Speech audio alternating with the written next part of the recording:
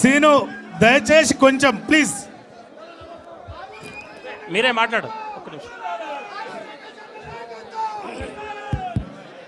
జై తెలంగాణ, కేసీఆర్ గారి నాయకత్వం. జై తెలంగాణ, కేటీఆర్ గారి నాయకత్వం. జై తెలంగాణ, హరీష్ అన్న గారి నాయకత్వం.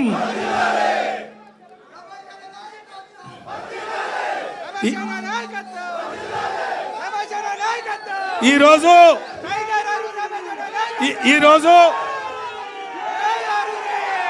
నా జైనింగ్ లో భాగంగా వర్ధన్నపేట నియోజకవర్గంలోని లేదా ఇతర మండలాల నుండి పెద్ద ఎత్తున తరలి వచ్చిన పార్టీ శ్రేణులకు, ఉద్యమకారులకు,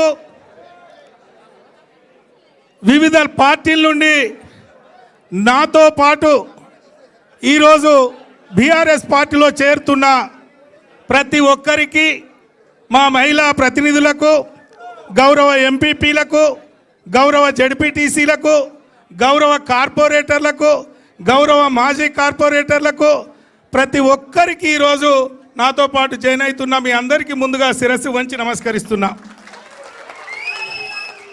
మరి ఈ కార్యక్రమ ముఖ్య అతిథులు పెద్దలు రామన్న గారు మరి ఎప్పుడు నన్ను ఒక తమ్మునిగా గత 12 సంవత్సరాలు 13 సంవత్సరాలుగా ఒక తమ్మునిగానే నన్ను అన్ని విధాలుగా సహకరించిన మా రామన్న గారికి, మరి వేదిక పైన ఉన్న పెద్దలు హరీష్ అన్న గారు ప్రజా జీవితంలో, నియోజకవర్గ అభివృద్ధిలో, ప్రజల కష్టసుఖాల్లో, అడ్మినిస్ట్రేషన్లో ఒక శాసనసభ్యులు ఏ విధంగా ఉండాలని నిత్యం ఎప్పుడూ నన్ను అలర్ట్ చేసిన మా హరీష్ అన్న గారికి, మరి పెద్దలు గౌరవనీయులు మా అన్నగారు పోయినప్పటి నుండి ఏంద్ర తమ్మి ఎప్పుడొస్తావు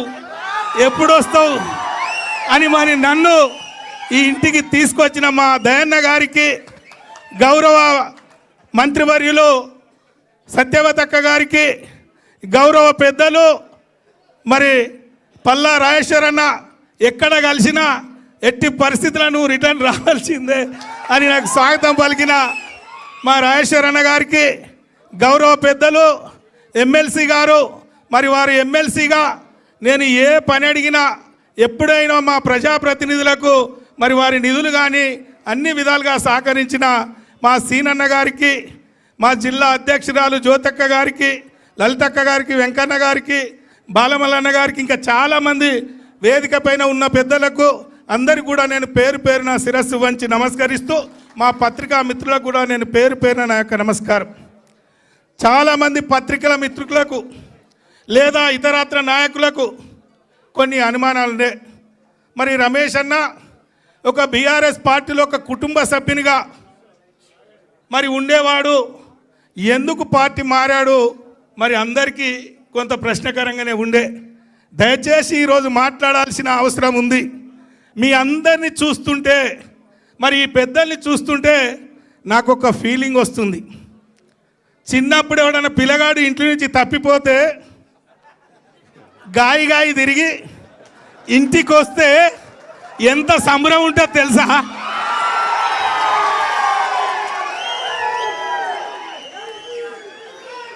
అవొక అట్లున్నది. పొలగాడు తప్పిపోయి ఇంటికి వస్తే ఎట్లున్నది సంబరం, అవొక అంత సంతోషంగా ఉంది, నాకు ఆనందంగా ఉంది. ఎందుకంటే కేసీఆర్ గారు, బాబు గారు నియోజకవర్గ విషయంలో ఎప్పుడు పోయినా నా కాగితం పోగానే శాంక్షన్, మంచిగా చేసుకో బిడ్డ అని చెప్పాడు. మరి ఎందుకు పోవాల్సి వచ్చిందో మా వాళ్ళకైతే బాగా తెలుసు, వేదిక పైన ఉన్న వాళ్ళకి బాగా తెలుసు. మా అన్న స్పష్టంగా చెప్పిండు. వరంగల్ జిల్లాలో అనేక మంది మీద బురద జల్లి రాజకీయంగా ఎదగకుండా చేసిన మహానుభావుడు కడియం శ్రీహరి గారు.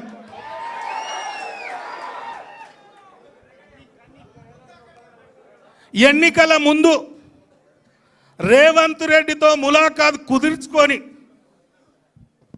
మొన్న జరిగిన ఎన్నికల్లో నా ఓటమితో పాటు వరంగల్ జిల్లాలో అనేక మంది ఓటమి కోసం కాంగ్రెస్తో ములాఖాత్ అయి కొవర్ట్గా పనిచేసి ఒక టీమును తయారు చేసి మరి ఏ విధంగా మోసం చేసిండో ఆ ఫలితాలు ఏ విధంగా వచ్చినో మీ అందరికీ తెలుసు. మరి ఇలాంటి దుర్మార్గులు ఉన్న పరిస్థితిలో పార్లమెంటు ఎన్నిక సందర్భంగా మేము ఒక నాయకుని శిక్షణతో ఒక క్రమశిక్షణంగా పనిచేసి రాజకీయాల్లో గ్రామాల్లో ప్రజల అభిమానాలు, కార్యకర్తల అభిమానాలు, నాయకుల అభిమానాలను మేము కొనియాడినాం, పొందినాం. అలాంటి వాళ్ళ మీద బురద జల్లి 1,00,000 మెజార్టీ ఎట్లా ఓడిపోయిండు, ఏం జరిగింది అని పెద్దలకు చెప్పి ఏదో చేసి తన సొంత బిడ్డ కోసం మరి టికెట్ ఆశించి ఆయన వేసుకున్న ప్లాన్ ఎన్నికల ముందు రేవంత్ రెడ్డి గారితో ఏదైతే కుదుర్చుకున్నాడో అది పూర్తి చేసుకొని ఆ పని అయినాక మళ్ళీ తిరిగి మరి ఆ పార్టీలో చేరిన పరిస్థితి మీ కళ్ళ ముందు ఉంది. మరి అలాంటి వాడున్న పరిస్థితిలో, అలాంటి కఠినాత్ములు ఉన్న పరిస్థితిలో మరి నా రాజకీయ భవిష్యత్తుకే ఒక చుక్కెదురు ఉన్నది.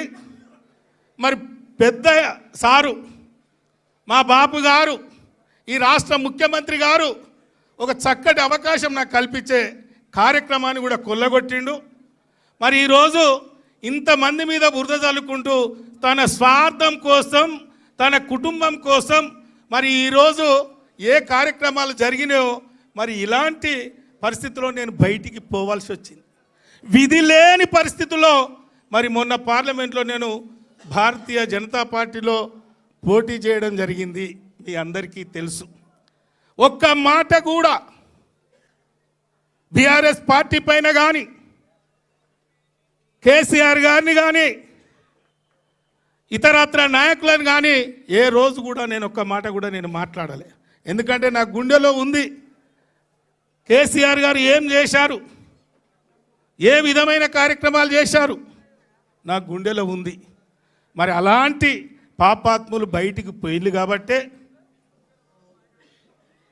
అలాంటి దుర్మార్గులు బయటికి పోయిళ్ళు కాబట్టే తిరిగి నా సొంత ఇంటికి చేరాలి, మా బాపు ఆశీర్వాదం తీసుకోవాలి, జరిగిన తప్పులు మరి చెప్పుకొని మరి సొంత ఇంటికి రావాలని ఈరోజు నిర్ణయం తీసుకోవడం జరిగింది. ఈరోజు మరి అలాంటి పాపాత్ములు పోయిన ఈ భవనంలో పాలాభిషేకం చేసి ఇది పుణ్యతం చేసిండ్రు. మరి నా హృదయాన్ని నేను పాలాభిషేకంతో హృదయాన్ని పూర్తి క్లియర్ చేసుకొని ఒక మంచి మనసుతో మా బాపు గారి నాయకత్వంలో పనిచేయాలని ఇందులో అడుగుపెట్టడం జరిగిందని నేను ఈ సందర్భంగా నేను మీకు మనవి చేస్తున్నాను. ఒక్కసారి మీరు ఆలోచన చేయాలి. ఈరోజు కేసీఆర్ గారు ప్రభుత్వం పోయిన తర్వాత, బీఆర్ఎస్ ప్రభుత్వం పోయిన తర్వాత, కేసీఆర్ గారి ముఖ్యమంత్రిగా పక్కకు జరిగిన తర్వాత 2 సంవత్సరాల్లో ఈ రాష్ట్ర ప్రజలు ఏ విధమైన ఇబ్బందులు పడుతున్నారో మీరు గమనిస్తున్నారు. అది రైతులు కావచ్చు, కార్మికులు కావచ్చు, కర్షకులు కావచ్చు, విద్యుత్ కావచ్చు, లేదా ఇతరత్ర ఏ రంగంలోనైనా ఈరోజు 2 సంవత్సరాల్లో ఆగమాగం, అడివి. ఈ రాష్ట్రంలో సంపద పెంచి ఎస్సీ, ఎస్టీ, బీసీ, మైనార్టీ వర్గాలను కాపాడుకొని అందరి ముఖంలో సంతోషాన్ని చూసిన మహానుభావుడు కేసీఆర్ గారు. మరి ఆ రోజు కేసీఆర్ గారిని ఈరోజు గుర్తు చేసుకుంటున్నారు. అందుకే ప్రజలు ఎప్పుడు ఎన్నికలు వస్తాయి మళ్ళీ కేసీఆర్ గారిని ముఖ్యమంత్రి చేసుకోవాలనే ఆలోచనలో ఉన్నారు. ఎంత తొందరగా వస్తే బాగుండు అని. మరి ఈరోజు అదే పద్ధతిలో కొందరి దుర్మార్గుల వల్ల పార్టీ వీడిన వారు కూడా ఎప్పుడు మళ్ళీ కేసీఆర్ గారి దగ్గరికి పోతే బాగుండు, మళ్ళీ కేసీఆర్ గారి ఆశీర్వాదం తీసుకుంటే బాగుండు అనే మంది కూడా చాలామంది చూస్తున్నారు. ఎన్ని మోసాలు, ఎన్ని వాగ్దానాలు, ఎన్ని హామీలు ఇచ్చారో మీకు తెలుసు. ముఖ్యంగా మనందరం కూడా ఉన్నాం. మన ఉద్యమకారుల్ని కూడా బుట్టలో వేసుకొని మేము అధికారంలోకి వస్తే ఉద్యమకారులకు ఇది చేస్తాం, అది చేస్తామన్నారు. ఏమన్నా చేసిందా? ఈరోజు ఉద్యమకారులు మరి అందరూ కూడా మనం గుండె మీద చేసుకొని ఆలోచన చేయాలి. మాయ మాటలు చెప్పి మరి ఈ ప్రభుత్వాన్ని మార్పు కోరుకొని కేసీఆర్ గారిని గద్దె దించిన తర్వాత అన్ని వర్గాలతో పాటు ఉద్యమకారులను కూడా ఏం చేసిండో దయచేసి ఆలోచన చేసుకోవాలని ఈ సందర్భంగా నేను మీకు మనవి చేస్తున్నాను. ఏది ఏమైనా ఈరోజు వర్ధన్నపేట నియోజకవర్గ అభివృద్ధి కోసం ఆ రోజు నేను ఏ విధంగా కష్టపడ్డానో వాళ్ళ ఆశీర్వాదంతో 2 పర్యాయాలు బ్రహ్మాండమైన మెజార్టీతో నేను ఏ విధంగా గెలిచానో మరి రేపు రాబోయే మున్సిపల్ ఎన్నికలు కావచ్చు, ఏ ఎన్నికైనా ఖచ్చితంగా భుజాన పైన వేసుకొని మరి నా బాధ్యత కూడా తీసుకుంటానని కూడా ఈ సందర్భంగా నేను మీకు మనవి చేసుకుంటాను. నాకు ఒక బాధ ఉండే, నా కోసము 3 పర్యాయాలు పనిచేశారు కార్యకర్తలు. లోకల్ బాడీస్ ఎన్నికల్లో కూడా ప్రతి కార్యకర్త కష్టపడ్డాడు. ఈ లోకల్ బాడీస్ ఎన్నికల్లో మా కార్యకర్తకు ఆపోజిట్గా ప్రచారం చేయాలంటే నా గుండెలో బాధ.